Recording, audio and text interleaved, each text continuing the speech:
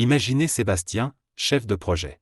Quand il a voulu passer sa certification de Product Owner, il s'est inscrit à un e-learning classique, espérant que cela suffirait. Mais au bout de quelques modules, il s'ennuie ferme, et les concepts lui semblent flous et théoriques. Plus il avance, moins il est sûr de lui.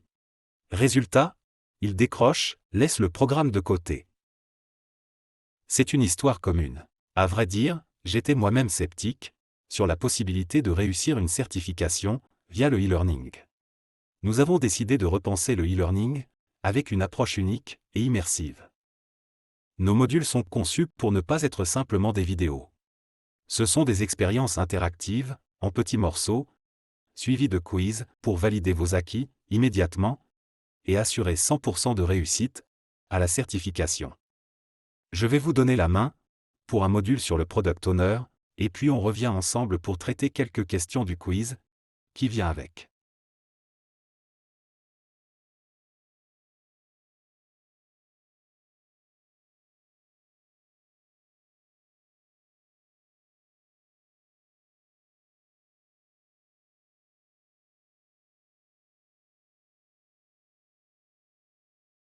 Notre plus grand challenge dans ces cours, c'est le framework Scrum. Il a l'air compliqué au début. Pour le maîtriser, je vous propose qu'on le décortique en 3 parties. Dans la première partie, nous allons découvrir les acteurs.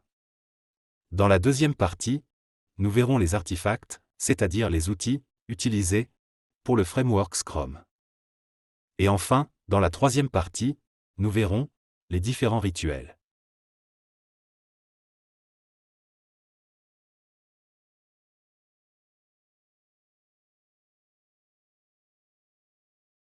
Commençons avec les acteurs. Combien d'acteurs existent dans Scrum? Prenez quelques secondes pour y réfléchir. J'imagine que vous avez cité le Product Owner. C'est correct. Les développeurs. Correct. Le Scrum Master. Pareil, c'est correct. Mais avez-vous pensé aux parties prenantes? On les appelle les stakeholders. So guys, il existe 2 grandes entités, la Scrum Team, qui contient le PO, les devs, les développeurs, et le Scrum Master.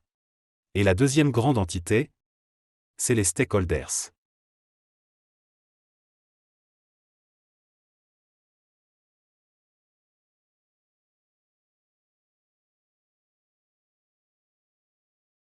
Guys, commençons avec la première entité.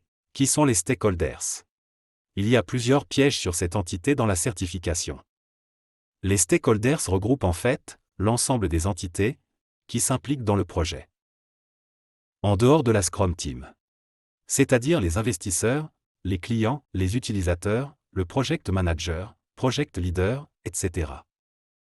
À savoir que pour la certification, toute entité qui s'implique dans le projet et qui ne fait pas partie de la Scrum Team, considérez-la comme un stakeholder. Selon vous, parmi les stakeholders présentés, qui est le plus important? Prenez quelques secondes pour y réfléchir. Le plus important, c'est le customer ou le user. Pourquoi? Car le user nous donne des feedbacks. Et ces feedbacks sont importants pour le processus d'amélioration continue.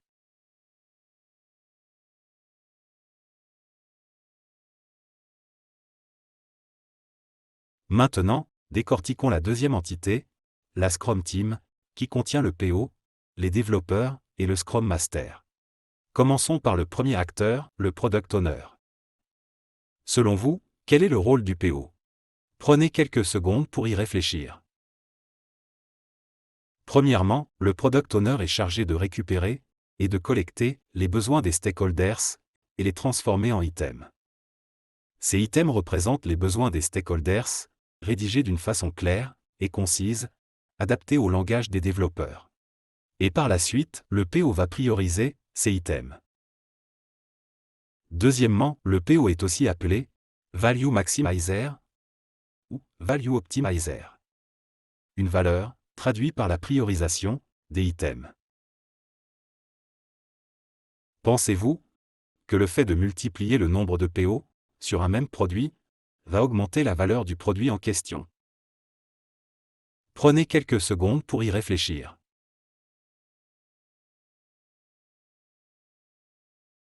La réponse est non.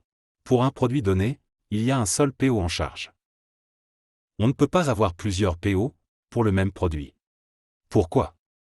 Car qui dit plusieurs PO, dit plusieurs visions. Cela compliquera le travail des développeurs et l'interaction avec les stakeholders. Ils ne sauront pas vers qui se référencer. D'après vous, le PO doit-il être à 100% à la disposition des développeurs? Prenez quelques secondes pour y réfléchir.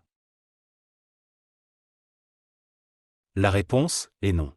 Le PO doit être suffisamment présent et non pas à 100%. Pourquoi? Car le PO doit consacrer du temps aux stakeholders pour collecter et affiner leurs besoins afin de les transformer en items et les mettre à la disposition des développeurs. Le PO n'est pas un babysitter ou un dev-sitter. Une autre question, est-ce que le PO peut déléguer ses activités?